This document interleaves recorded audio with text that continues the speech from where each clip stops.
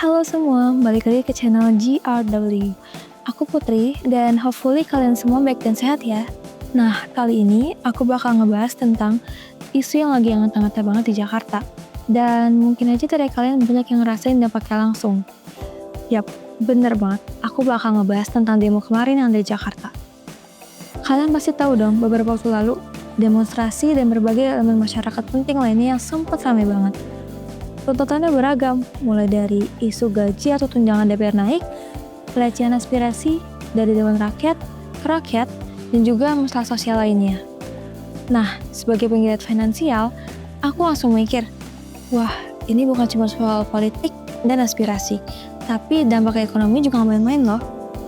Coba deh kita kelas balik sebentar. Ketika demo besar terjadi, terutama di kota Jakarta, apa sih yang kita rasain?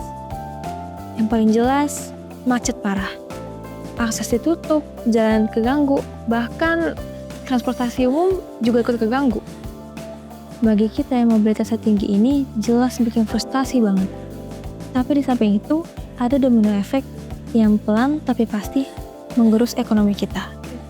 Untuk karyawan, mungkin dampaknya nggak langsung kerasa. Tapi gimana dengan support sistem ekonomi di sekitar kantor itu? Seperti minimarket, warung makan, ojek online, tukang parkir, bahkan sampai salon ataupun laundry kecil-kecilan yang menggantungin hidupnya pada aktivitas perkantoran. Jadi, dari WFH dadakan, karyawan libur terpaksa, dan karyawan turun ke jalan, apa pelajaran finansial yang bisa kita tarik? Satu benang merahnya, ketidakpastian. Peristiwa sosial sebesar ini bisa ubah rutinitas kerja kita dalam semalam dan pendapatan bisa terancam. Contoh nyata nih, aku punya temen yang punya usaha catering kecil-kecilan. Dia itu ngelayanin makan siang di kantor daerah Sudirman. Begitu demo bisa terjadi dan banyak kantor WFH, pesanan dia tuh bisa turun anjlok sampai 70%. Yang biasanya ngelayanin 200-300 porsi, sekarang cuma puluhan. Padahal dia udah punya karyawan dan juga dibeli bahan baku.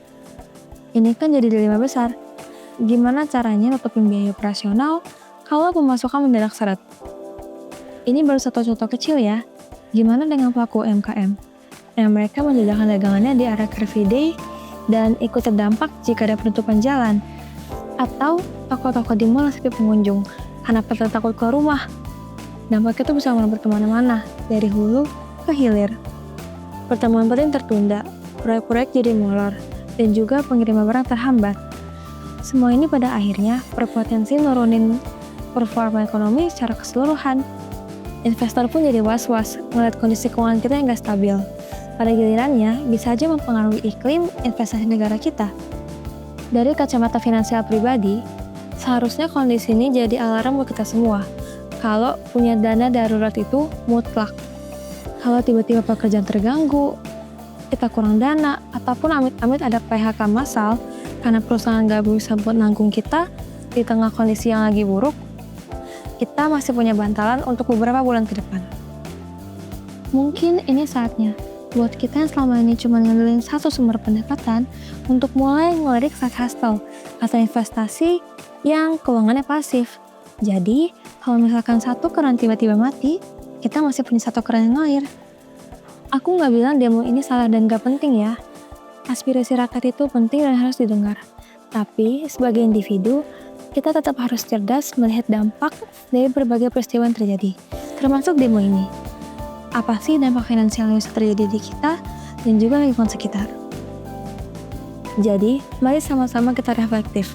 Kita boleh peduli pada isu sosial dan politik, tapi kita juga tetap harus menjaga kesehatan dompet kita. Pikirin juga dampak lingkungan sekitar, terutama bagi mereka yang cari pendapatan dari hiruk pikuk kota. Tetap semangat, tetap bijak dalam mengelola keuangan, dan semoga kondisi ekonomi kita akan segera pulih dan stabil kembali.